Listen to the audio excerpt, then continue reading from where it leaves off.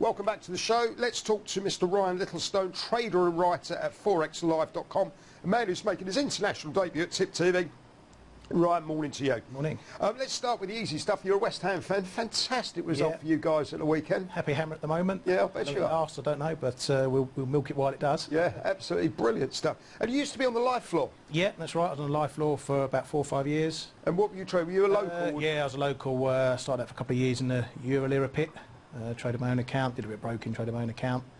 And yeah, moved on from there. Now I'm back trading my own account in Forex. Wonderful. So what do you actually do for a living in terms of the writing for ForexLive.com? Well, we took over the company last September, so now it's owned by myself and 4 other guys. And we bring news and analysis, you know, we run it live as it happens on the markets. You know, we're posting about it. We give our analysis, you know, our trade calls, and anything that's going on in the market, you'll hear about it on Forex Live. Right. And what do you prefer, writing or trading? A bit of both, really. Yeah, I found that writing actually gives myself more conviction in my trading, because I'm putting it out there for people to read. So it's not just me sitting at home doing it. You know, people are reading what I'm doing, and you know, some people follow, some people don't. But is the key really that you actually trade? You've got the experience of trading. Yeah. You're not just somebody an armchair spectator just saying, oh, I think the euro is going to get weaker, or I think this is going to happen. Yeah. You're actually there in the coal face, and you've been in the coal face. Yeah. If I put a trade up that I'm looking at, then you'll hear when I get in it, and you'll hear when I get out. You hear if I win, more importantly, you hear if I lose as well. Yeah. You know. And what's the difference? Because a lot of people, you know, it's like legend stuff of legend. People trading on the you know, trading floors. Is it easier, harder sitting in front of a screen than it was actually eyeball to eyeball on the floor? Completely different now. It really is completely different. You know, I've had to relearn how to trade. You know, you take data points like non-farm payrolls. You know, in the pit days, it's you versus every other trader standing around you. So you see the numbers come up on the screen, and whoever's quickest to react gets the trade. But now, you know, as soon as those headlines hit, was it easy? Was it easier? Just sort of, you know, because you get the order. You see the order flow coming, and you see the stops are over there, and the limit orders are over there. Well, I've just like snuck in on this side. I'm on that side. You know. So you can actually, when you're in the trading pit, you can smell the fear and you can smell the greed. You can't do that on the trading screen. No, that's right. You just smell your own fear and greed. Yeah, I mean, that as well. You know, used to send you know, give you goose pimples. You know, it was 30 seconds into that non-farm payrolls figure, pits are crammed you like that, and you've got to know who's got the orders. You've got to know who's bid where, who's offered where. But a lot of the orders get. But does that give you insight in order to make money, which you don't get when you're sitting in front of Definitely. the screen? There's no question. If you can see an aggressive seller in a pit, yeah. Okay, you know that the market's going one way. You can't see that on the screen. You know, you follow Joe, but you wouldn't follow Mike, for instance, on you know, if he's selling aggressively. So some people you follow, some people you go against them. Yeah, but you know, as I say, take something like non-farm payrolls. You know, everyone's looking at the same TV screen up in the sky. As soon as that number comes out, you've got to quickly assess: is it good? Is it bad? Then you've got to find the orders and hopefully beat everyone else to them, and you're in. But trading electronically now, as soon as it hits the wires, the robots and the algos have got it, and the market's gone. So now, instead of trading the figure as it comes out, I look to trade the other side to fade whatever move's going on. You know, I think the important thing as well is the percentage of people who traded the pits who were unable to basically take that skill set into the screens. Everybody tried it for a year or two, didn't they? Yeah. But then the game changed.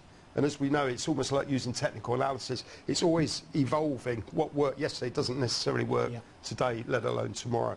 And, you know, the vast majority did not continue to trade, did they? Yeah, I mean, not a lot of people had technical analysis on the floor, you know, and traders coming in now, new traders who don't have that experience, you know, all they've got is technical analysis. It's just like, if I was doing it, I mean, it might be totally wrong, but I have my pivot levels and I have my fib levels and say, you know, 59.74 is broken on the FTSE, right, I'm going short, etc., etc. But it's not the same when you're at home. No, it's not. But you know, we have so much. We have all the indicators in the world. You know, you can have a chart looking like a London Underground map if you want, but it still doesn't tell you where the market's going. When you're sitting there in front of that screen, and the price can go either up or down, most people sit there and they do not know where it's going. And people use technical analysis, you know, to try and predict that. Whereas we try and teach on site, it's not about using it to predict where the market's going. It's about limiting your risk. You know, where can you not lose? So what's your favourite technical analysis? I stick pretty simple: trend lines, moving averages, Fibonacci's. You know, I keep it simple. You know, as I say, when I went back into trading full time back in 2010, I went through all the charts. I tried the Elliott waves, I tried the RSIs, I went through it all, and at the end of it, I sat down and thought, I'm not getting anywhere with it. You know, it's not telling me what the market's doing. I've got to go back and I've got to learn, okay, I'm going to use these levels to define where I'm going to get in and out. And if it doesn't work, I'm going to have my stops in place, and my trade's going to be manageable. I'm not going to be sitting there 200 pips offside and thinking, oh, what do I do now?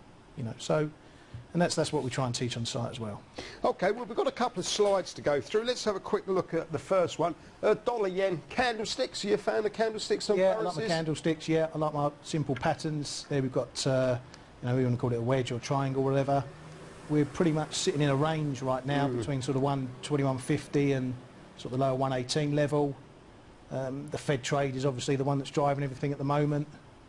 Today we're seeing stocks off a chunk as well. People talk about the taper tantrum that we had a year or so ago, over a year ago. I think markets are having that now with I don't know what's going on with the Fed. Yeah. And well, it's uncertainty, isn't it? Yeah. We just don't like it, Ryan. No. You know, sort of traders or former traders just hate uncertainty. Yeah. So what I tend to do, I pull out to the wider charts. I find the edges of a range. So what time frames would you typically use? Would you start with your monthlies, weeklies, dailies, 4 hours? I start far out and I just build a picture up. You know, I'll bring it into. But doesn't that picture turn up? Doesn't it look like the London Underground? It does, but not. It depends, because you know, if you have certain, like we've got a good confluence of the 55 and 100 moving average at the top there. So you know, you come down the time frame, there might be the hourly up there as well. There might be the 4 hourly up there. And if these levels combine, you think, right, that's a strong level. So, you know, you jot that down on your pad, one you're going to watch. And, you know, to get yourself out of the intraday noise where it's up and down and, you know, good for scalpers, but not for longer term traders, you just wait for those levels to be hit. You wait for the break. So in this case, I'd wait for the... Right, now that's the key. All right. I meet so many people on these London trader evenings, okay, and they go, Moose, I get bored, I don't get the buzz, okay, of being an investor, I want to be a trader. You look at that, that's a classic textbook, go with the break. Yeah. But what do I do for the rest of the day? Patience. Right. You've got to have patience. How do you get the patience? That's the psychology. How do you get the psychology in place to be patient? It's difficult. It's, you know, I struggle with it still. You know, I've been in this game a long, long time, over 20 years, and I still struggle with the patience. But then there's, you know, there's nothing wrong with coming down to the smaller time frames. You know, if I took that away, that it was a daily chart, you wouldn't know whether that was a 5-minute chart, an hour monthly chart, whatever. Yeah, good The point. level's still the same. The plate, you know, the tech is still in the same place. You just trade it exactly the same. It doesn't matter what time frame you're looking at. Is if you're confident in the levels that the chart's showing you, then you trade them, whether it's 5 minutes or a tick chart or a monthly chart. Okay, so we're going to go with the breakout there. You've got some levels. Let's move on to the cable monthly chart. Now, I'm told this is a pretty difficult contract to trade. Yeah. Is that your experience? Yeah, it cost you a few yachts, or? Yeah, it's made me a couple as well. Right. I'm long at the moment from way down the bottom at 146.10. The bottom of that last blip down, and that doesn't sound like intraday trading to me. No, it's I'm a long-term trader by heart. So I was buying it from 152 all the way down because I'm a believer that, you know, central banks are going to raise rates. Do you still believe that? Yeah. Okay. And I don't believe that because I'm just got an opinion. I believe it because of what the central bankers are telling me. You know, virtually every Fed member, except for Kocha is saying rates are going up. So, so you're saying now they're actually that before they were too chicken to crash the stock market, but now they don't mind crashing the stock market. I still think that's what's going to happen. I still think they're a bit chicken because otherwise they'd hike. But when you've got every member saying, even the most dovish, you know, Fed and MPC members saying rates are going up, that's a pretty big clue that they want rates up. And that's the key, I think. They want rates. Reminds me a bit of the Swiss National Bank thing. Oh, well, don't talk to me about the Swiss National Bank, not my favourite ones in the world. Yes, we can talk about that as next time. Yeah. We've run out of time. Ryan, I thought that was a really good interview. Trader and writer at ForexLive.com. I assume people could go onto your website and take a look. Yeah, let's come and have a look, come and have a chat. You know, 20 years experience trading the markets. Well done. That's Ryan Littlestone, trader and writer at ForexLive.com. Let's take a very quick